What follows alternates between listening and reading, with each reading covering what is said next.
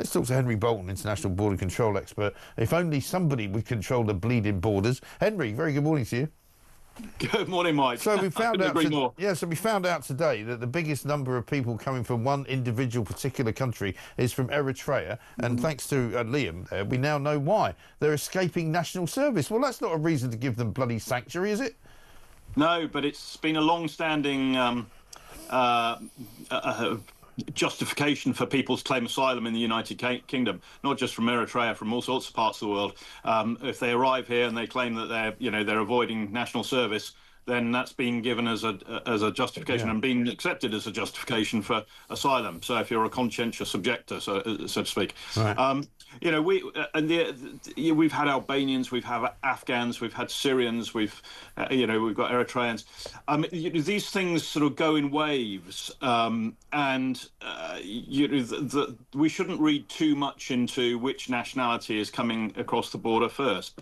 I think what we need to do is find the steel to say, look, feel very sorry for you. Yeah, I wouldn't like to be conscripted either, but tough, you're not coming here. Right.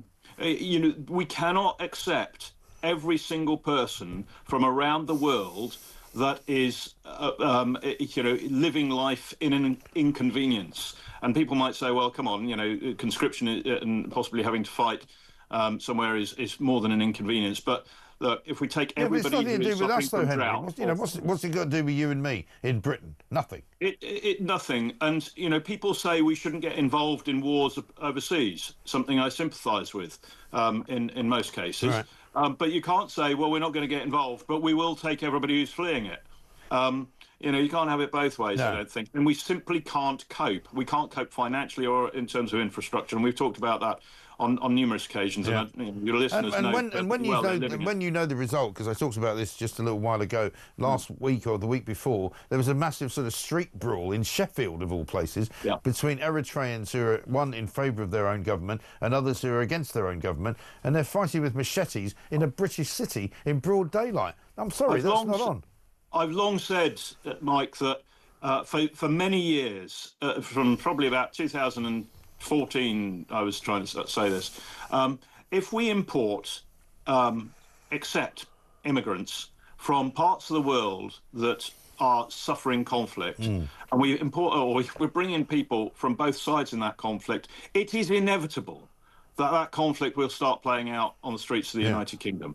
There are no ifs, there are no buts. It will happen. And, the idea that we can do that and it won't happen is ridiculous and naive. I mean, and the other thing is that these are cultures in which violence has people in the United Kingdom simply don't appreciate it. And I'm glad for them that they don't. But in some parts of the world, death and violence is a part of everyday life. Yeah.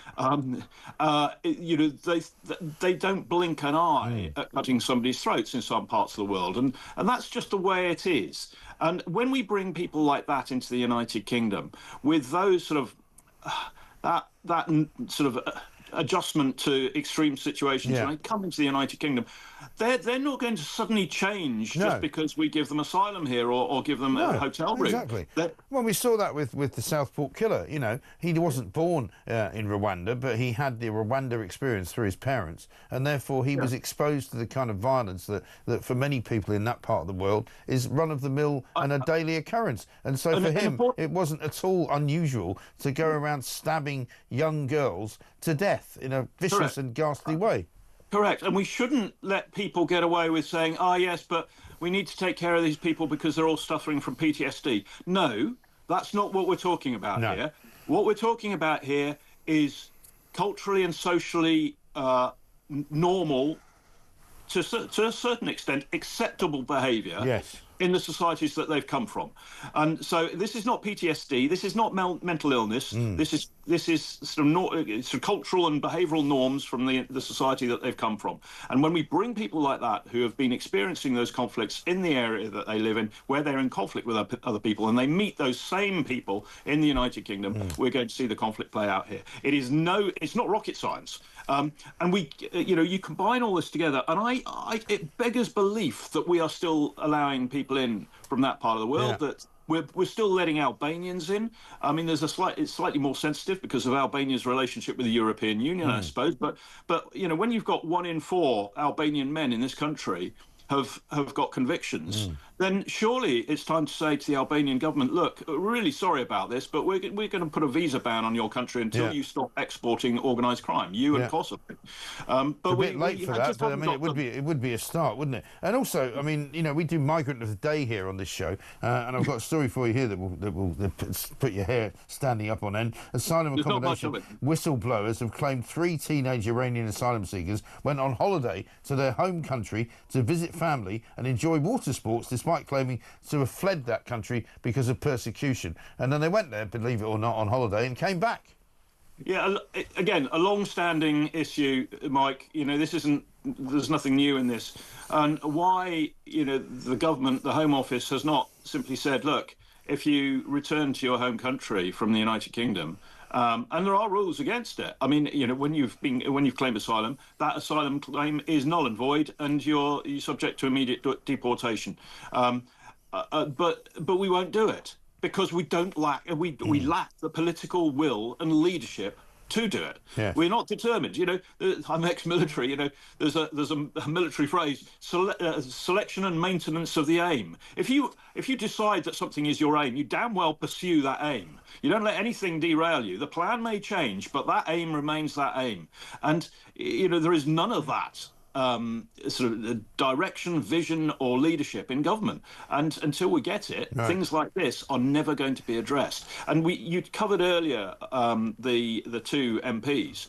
But when you've got members of the ruling party sitting in the House of Commons who are actively advocating that we do let these people in, then government becomes weaker and weaker. It does. One final story for you. I don't know if you've seen the picture in the Sun this morning of a ridiculous, probably the most useless barrier anybody's ever erected in the history of barriers on a road which is literally surrounded by flat fields that you just go round the barrier if you wanted to. It's supposed to stop migrants coming in to Calais and to the shores of northern France in order to get themselves into dinghies, in order to get themselves over to the United Kingdom. It's the most pathetic thing I've ever seen. And apparently that's the only thing that the French have done, having received £476 million from us in the last couple of weeks.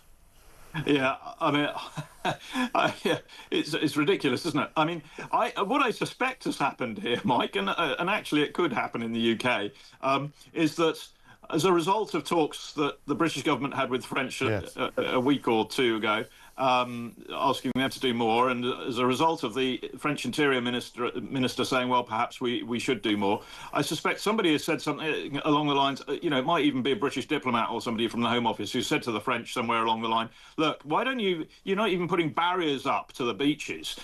So the French were going, okay, all right, then fair enough, we'll put a barrier up if that's going to work. You know, I think to an extent the French local authorities and the gendarmerie in the north of France, in Normandy, are probably just thinking, you know, like we are, what on earth are our political lords and masters up to here?